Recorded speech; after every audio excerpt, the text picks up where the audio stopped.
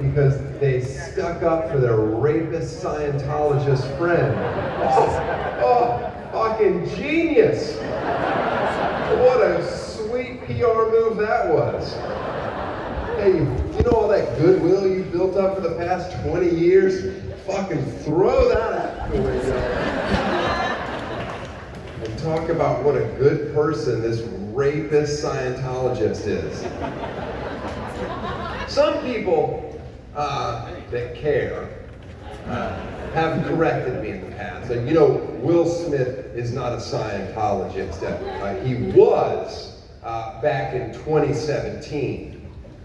To which I reply, oh, all the way back then? When he was 51?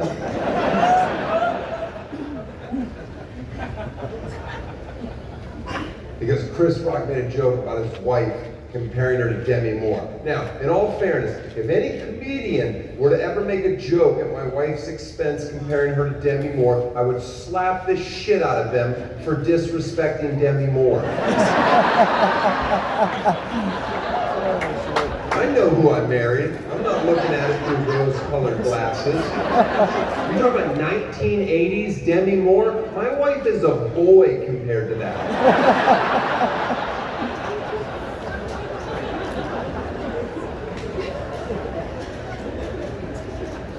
Oh yeah, don't storm the stage. Next.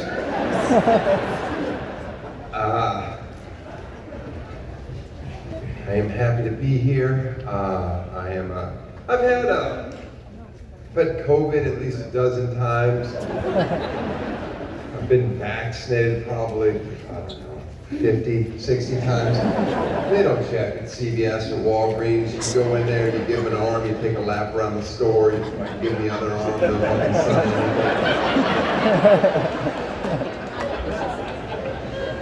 I don't believe there's any correlation between vaccines and autism, but on the off chance that I can start counting cards,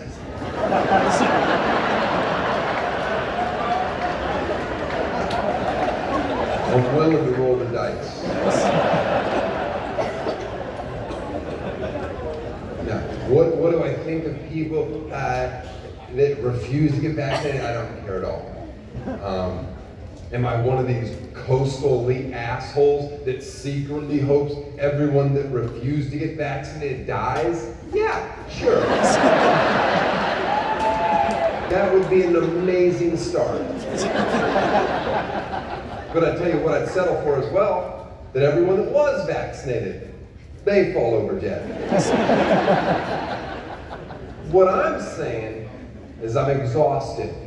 Living in a country where there's always two sides on every fucking thing, and it's always political.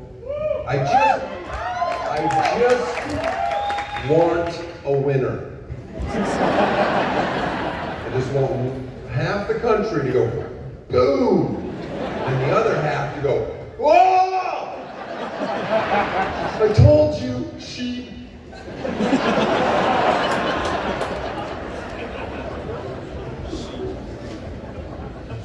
Do I think every Republican is some Bible-thumping lunatic? Absolutely. Is every Democrat some hypocritical pedophile? Yeah. In my experience, they all fuck children.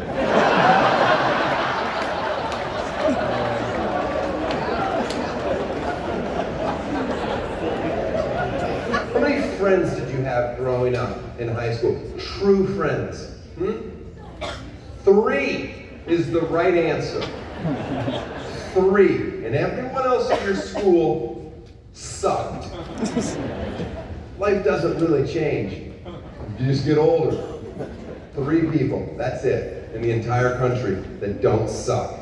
So don't be surprised. And what do you do when you hang out with 2 of your friends? You talk shit about that 3rd one. It's who we are. So yeah, of course people overgeneralize. Doesn't surprise me at all. I tell you what, South Carolina. It's not the heat or the humidity. It's the people that I find a bit much. I think it was really hot, your oppressive laws.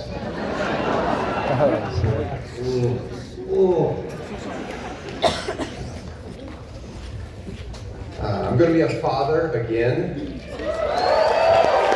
if they completely outlaw abortion. Wait till I finish before you applaud.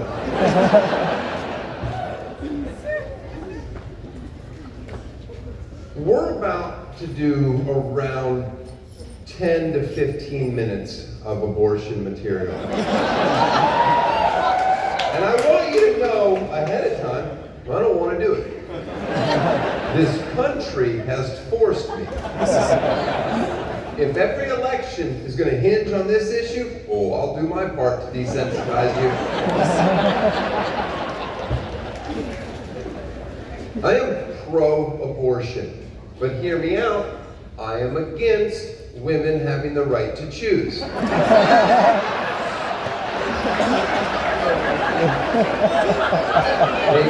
cannot be trusted. Horrible decisions. Oh, I don't need a condom? Strike one.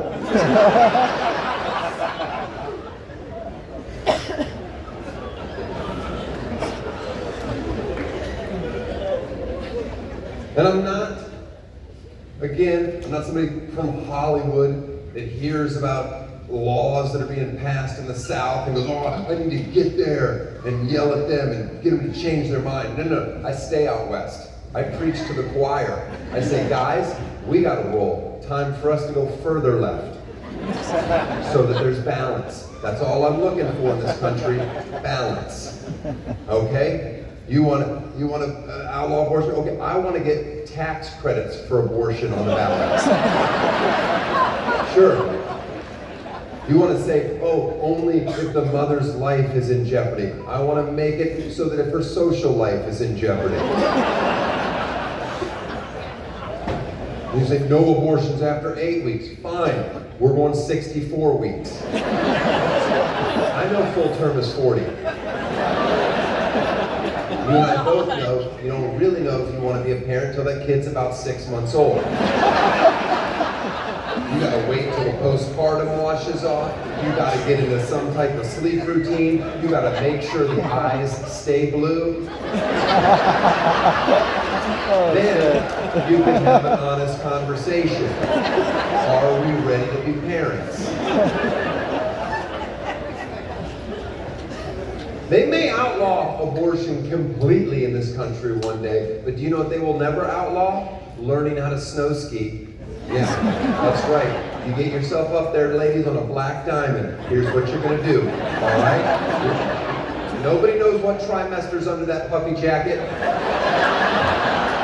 You're going to point your skis down. Just point them down. There you go. Worst case scenario, you're getting a free helicopter ride today. Yeah, it's like you're on The Bachelor.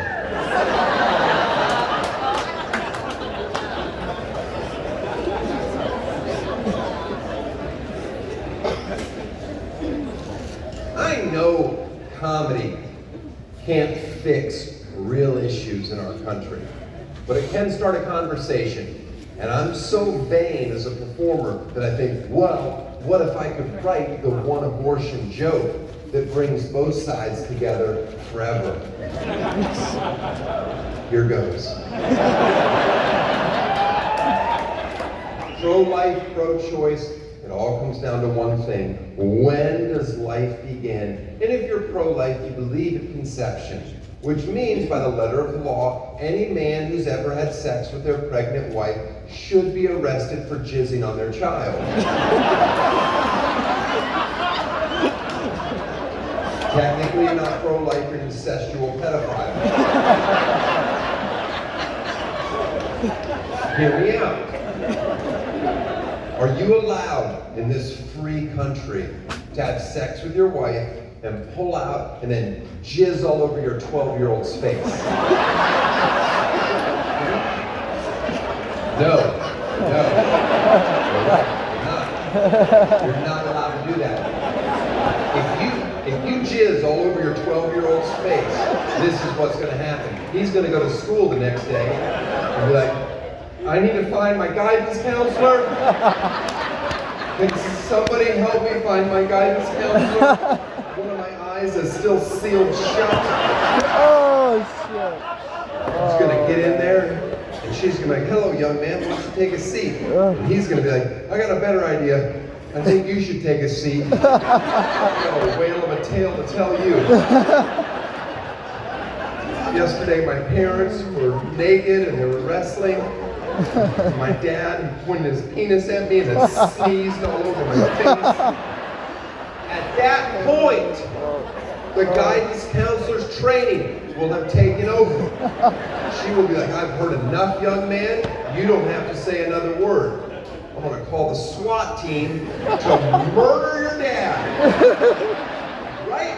And nobody in here would have a problem with that. They'd be like, you know what? That dad deserved to be murdered. Jizzed all over his 12-year-old's face. Okay, if we can agree on that, then let's back it up. When is it okay to jizz on your child's face? What about a 5-year-old? Is that okay? No? Okay. What about a baby? No? What about when it's in the womb? Oh, now it's a fetus. You're welcome.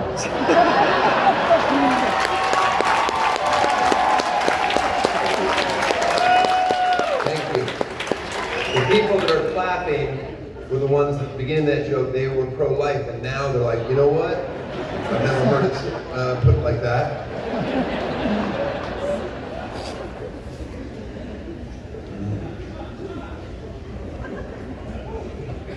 Abortion is murder. Oh, fuck off. Whenever death is on the ballot, it gets my vote. Every time. Abortion, yep, no issue. Death penalty, sure. They probably did something. You might put to death an innocent man. Oh yeah, that's going to happen. Well, we're also going to put to death some really horrible people. That's fair. Assisted suicide, it's the humane thing to do. Yeah, regular suicide. We're not all dealt the same hand. You want to tap out? I'll step out of the way. Oh look, there's less traffic. Oh, man. Oh. Where do I draw the line? Celebrity suicides. I don't like them. Especially if they hang themselves. Because some of you, for whatever reason, make up rumors. Oh, I heard they were jerking off. No, you didn't. But then people believe that. That's why if I ever kill myself, I promise you, I won't give you the satisfaction. I'm going shotgun. Up the asshole. How do you get to the trigger? You gotta go deep. It's called the horny Cobain. Oh, damn. Oh. Abortion is murder. Do they have souls? Do they go to heaven? Oh, great. Imagine getting up to heaven, getting stuck in a room, talking to a bunch of fetuses. All right, tell me your story again. You saw a blip of light at the end? Okay, fucking boring.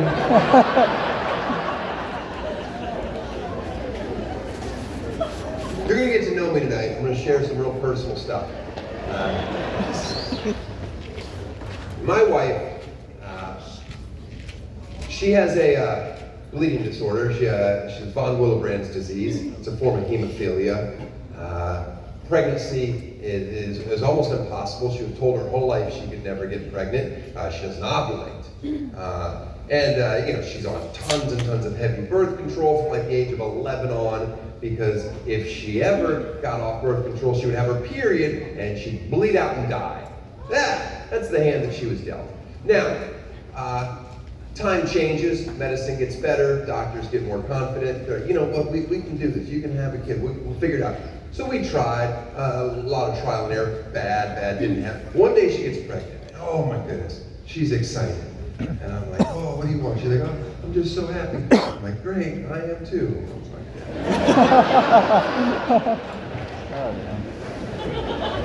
All she wanted was a little girl, all I wanted it was an abortion.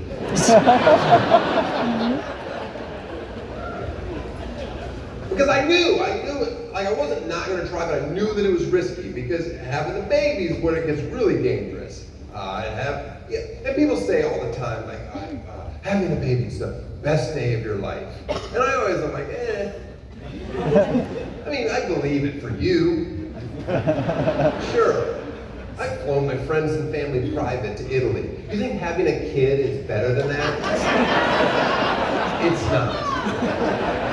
Having a kid wasn't my best day that week.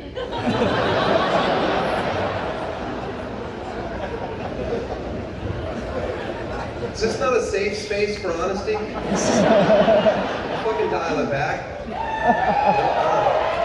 Okay. So we're, by the way, pregnancy risky for her. Emergency C-section, uh-oh, time for a snuff film. Well, that's what happened. And so it wasn't the best day of our life. It was a very scary day. And after, sure as shit, we didn't get a girl. No, ripped out a boy. Yay! Which is fine. I didn't have to learn new things. Which way to wipe, front to back, back to front. I don't know. My wife likes it east-west.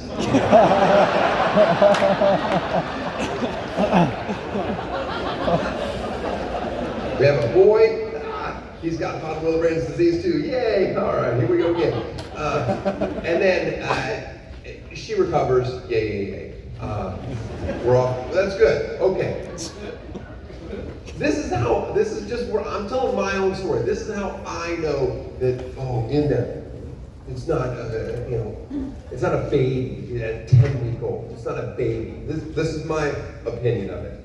How many men in here are familiar with vanishing twin syndrome? It happens in around 30 to 50% of pregnancies, where when they get pregnant, the embryo splits right away, and then within the first 6 to 8 weeks, one of them dies off, and you never even know it happened. That's why the range is 30 to 50%. It's vague, because most women don't even get checked until like 8 weeks, 10 weeks. All right. With my wife's condition, she was checked constantly, every few days, by a fertility doctor. And after we had our son, a few years go by, she says, hey, I think we should try again. And I'm like, yay. So we do it, horrible, and I know tons of people have fertility problems and it's just a horrible thing you have to go through, and it's awful to watch your loved one suffer like that. Well, here I am doing this, and then one day we get the good news, she's pregnant. And we're like, yay! And he says, but it's split, and you have twins. And I said, fuck! Which I know now, like, that was bad. Shouldn't have done that. That should have been just in my head. Because I know what she went through to get there, so I shouldn't be mad. But the doctor says to me, oh, don't worry, one of them doesn't look very strong. And I was like, what? Did I find the one fertility doctor that hates children? This is perfect. Well, again, this is very early. This is like at the 4-week mark. And, days go by, we have to keep going back in. And then he says, I keep checking, like, how's that week one? He's like, it's getting stronger. Oh, yay! We get to about week 10. The weak one is now strong. And the other one, guess what? Split again. Uh-oh! Yeah, at this point I'm like, fucking yay! Woohoo! Gonna have a soccer team. And this goes on for up to like 13 weeks.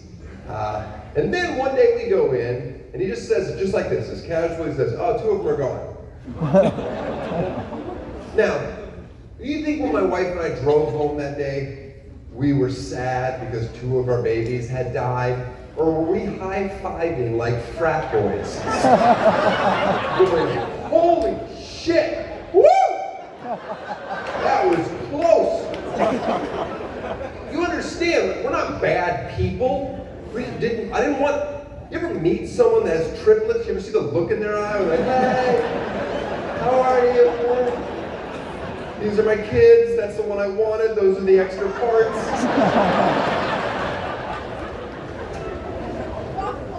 You think when somebody is sharing a horrific story about how their 15-year-old got killed by a DUI accident, you think my wife chimes up, oh, you think that's bad? I had 2 babies die. No, she shuts the fuck up. Because it's not the fucking same thing. Now, right now, I'm like, in hindsight, maybe you shouldn't have opened the show in South Carolina with fucking 20 minutes of fucking abortion jokes, but that ship has sailed.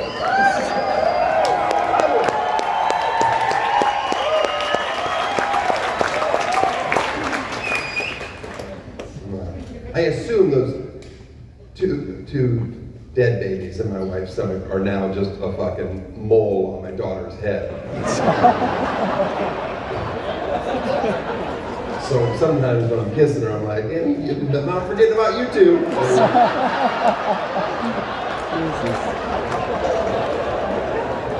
Sorry your sister ate you.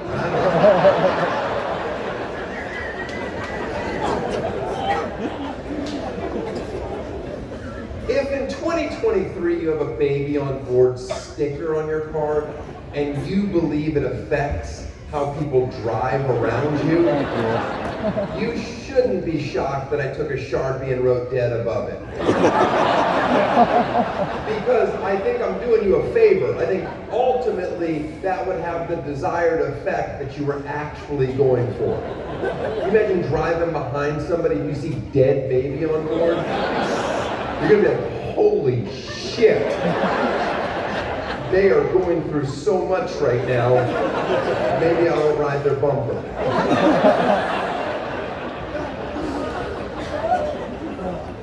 No parent should ever have to bury their child.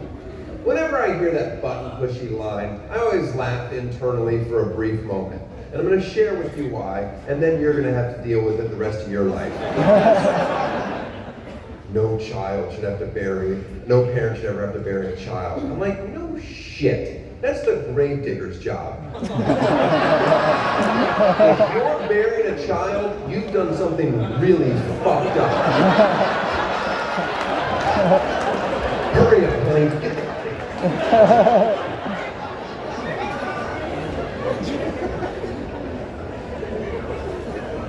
Have kids early. Oh, have kids early.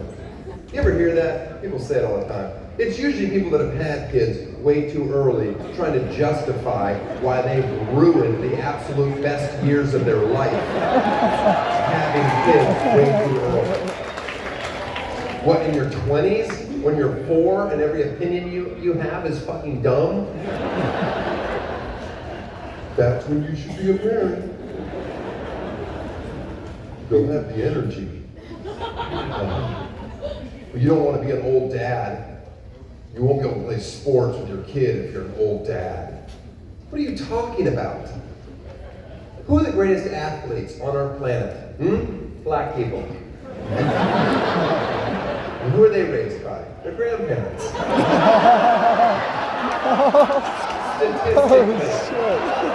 Statistically. Stand down. Stand down.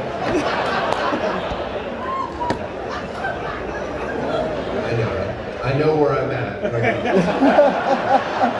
Turn this fucking show into a rally real quick.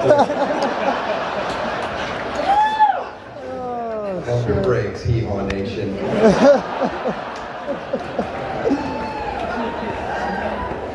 To be clear, I don't have a racist bone in my body.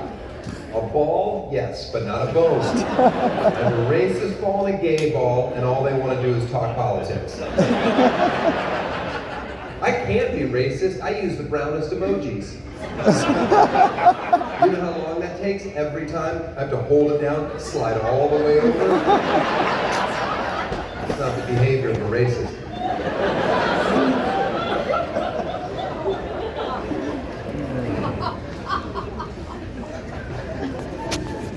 Let me just tell you, If my abortion material made you uncomfortable, buckle up.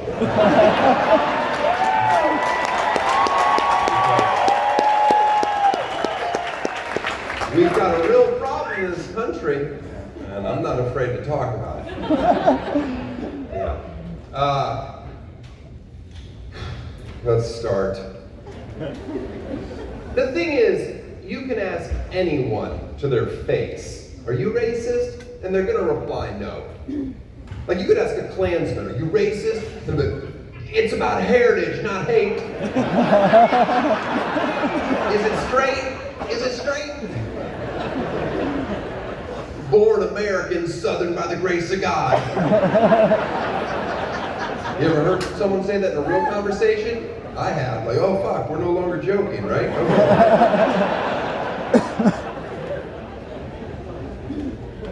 I have a little test for people, if you actually want to know.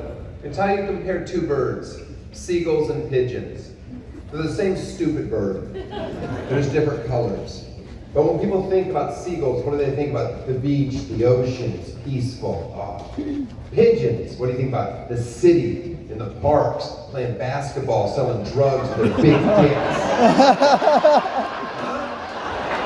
That's racism.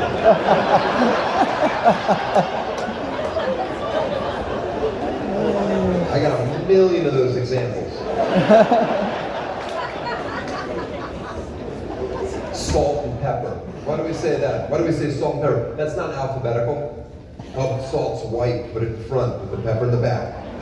Not at my house. At my house, it's pepper salt, but we're not passing shit. Enjoy your bland food, you racist fuck. A black cat walks across your path. That's considered bad luck. But if a white cat walks across your path, you want to eat that pussy. Now, that joke doesn't make sense, but it starts off like I'm going to say something, and that's good enough. Listen, parts of the country tougher than others, but it's not easy to do jokes making fun of police officers. Okay? But it's my job to do it. And who better than the king recipient of white privilege? And I understand both sides of that argument when people get upset with, oh, there's no white privilege. Oh, really? Imagine, I can look at it from that side. Imagine being a white man in this country and you're struggling. And you're like, oh, and then everybody tells you how easy it is. And yet you're like, oh, it's not so easy. It is. You're just a really, really shitty person.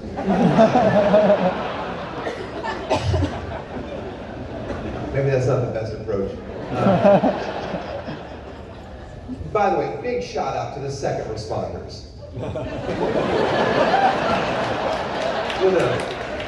First responders get a lot of fake love, but let's be clear, it's the looky-loos, people filming with their cell phones. You're the ones changing the world.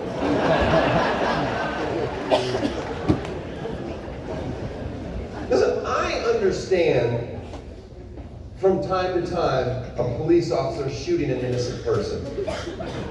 Yep, I'm a fully functioning adult. I can wrap my head around how that could happen. You're young, you're scared, you go to work all day long, trying to protect people, you got a gun, it's attached to you. You're gonna want to use it. It makes sense. I was a lifeguard for many summers. I blew my whistle when I shouldn't have. I can relate. We're bored at work trying to save lives. The problem in this country, and it's as simple as this, no matter how complicated people paint the issue, when you shoot an innocent person, the next time you do it, just make sure it's a different type of person. Yeah, and the problem goes away. But if we can eyeball a pattern, uh-oh, there's going to be some marches.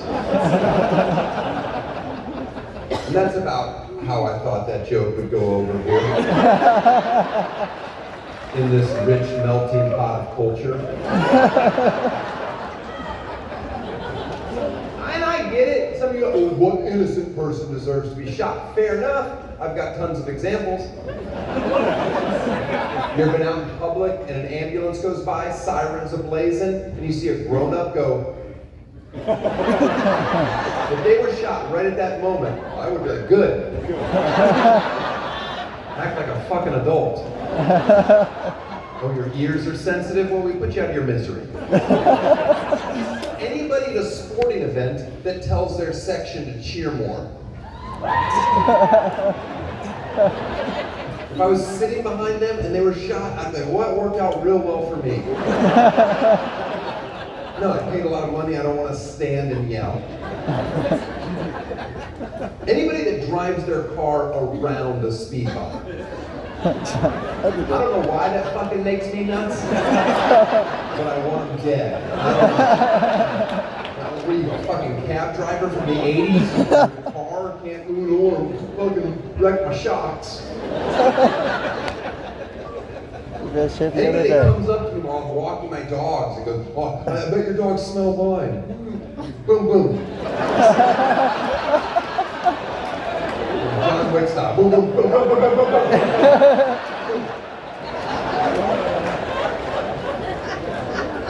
Maybe it flicks a cigarette butt out their car window. Yeah, thank you. Look at this. People jumping aboard, killing the innocent. Welcome. Hashtag smoker lives don't really matter, do they? Unless it's menthol, then we're back to the original problem. Right. I'm just workshopping. I don't fucking have all the answers. But there has to be something done. I don't know what it is with police reform. How about giving police officers 1 bullet a year? You don't know if they used it or not. Some of you are like, well, do they get rollover bullets? I don't know. Why? Got a guy who's been on the force for 26 years. He's like, today's the day. Locked and loaded. Someone try me.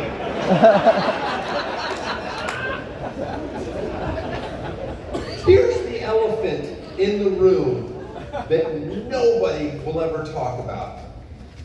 I don't know why I feel emboldened to do so, but how many people, honestly, think back to your high school days, remember your valedictorian, okay? All right. Did they go on to become a police officer? No? Oh. Are you sure? You're saying, do you see why people are fucking laughing right now? This is what no one will talk about. You're saying the smartest person at your school didn't become a cop. Huh. Right. It's just this weird thing we have in this country where we don't accept who we are as people. And then when anybody has a shitty job or something that we don't want to do, we try to like put them on a pedestal just so that they can feel good because we're like, oh, well, I'm not fucking doing it. Oh, I'm gonna put a sticker on my car, Blue Lives Matter. Oh, are you? You fucking ass kiss. I hope you get out of your ticket.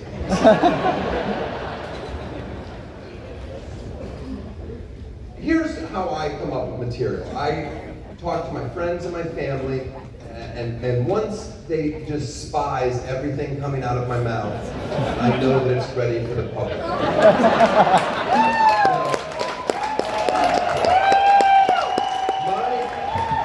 My brother-in-law is the chief deputy of my hometown in Florida. And he is a wonderful person, a wonderful husband. He's not racist, he cares about the community. But if he's in the room with someone else, he's no longer the smartest person in the room. And that's okay. He knows the hand that he was dealt. It's okay.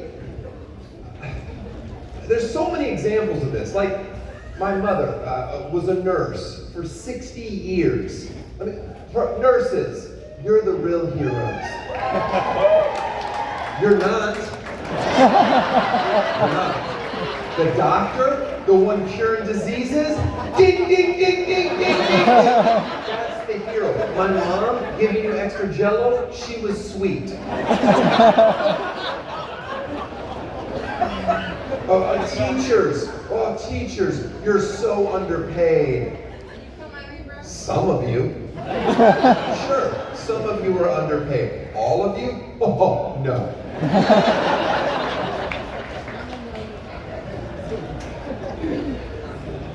You pump out a few Elon Musk, all right, we'll give you a raise. Pump out a couple school shooters, you're working this summer.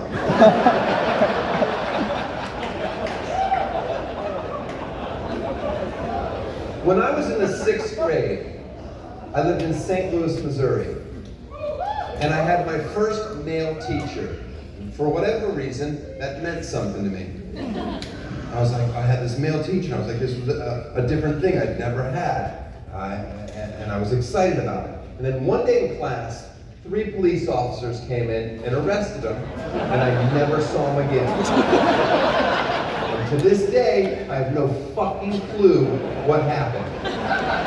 Because this is in the 80s, back when parents pretended to give a shit, but they didn't. There was no Nextdoor app to get to the bottom of it. I remember coming home and telling my mom that my teacher was arrested, and she's like, well, do you like your new teacher? And I'm like, yeah, she's great. She's like, okay, I gotta go to work, I'm a hero. I'm sure the police officer just took him downtown to make sure that he was getting paid enough.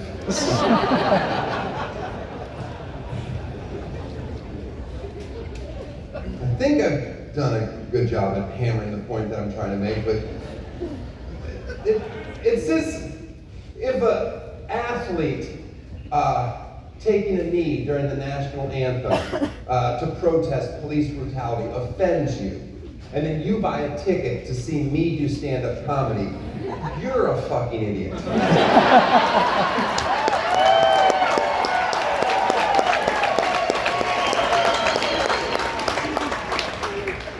Like, again, my circle, my nephew is an Army Ranger, currently in the process of becoming a Green Beret. Now, when I talk to him about my views in the country, he looks at me like he wants to kill me. Not because he's offended, because he enjoys killing people. It's what he's trained to do. Sleep tight, America. He has your back. I know the hand that I was dealt. The reason that I don't run the cancer ward at a children's hospital is not because I don't think that that would be rewarding enough. It's because I'm fucking dumb. I'm okay with it. I was in my late 30s when I realized that it's called chest of drawers, not Chester drawers. Do you understand what I'm saying? Late 30s. It just hit me one day. Oh, it's chest of drawers, not Chester drawers. And I like that joke because statistically every night of my life that I tell that, there's a person in here going, oh, fuck. It's chest. You swear to God, it's chest. You told me Mark Chester didn't invent it?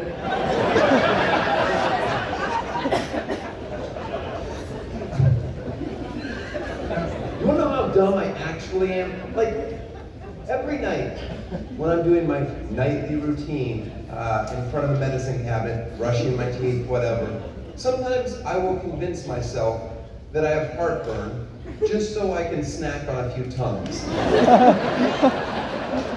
That's who I am. That I'm too lazy to go to the kitchen to get a snack. That I say to myself, I think I have heartburn. I better eat some Tums right now. That'll hold me over until the morning. So no, an athlete protesting, taking a knee does not offend me. For me personally, if an athlete during the national anthem were to pull their pants down and start to shit. And I'm not talking about diarrhea, this is an accident, I feel bad for him. No. I'm talking a healthy BM that he could have clearly held till halftime and it wouldn't affect performance in the least. Takes his shit, keeps his pants around his ankles, waddles over to the volunteers waving the big flag, shoves over a vet in a wheelchair, takes a corner of the flag, and right before it goes in his dirty asshole, I would think, what is going on?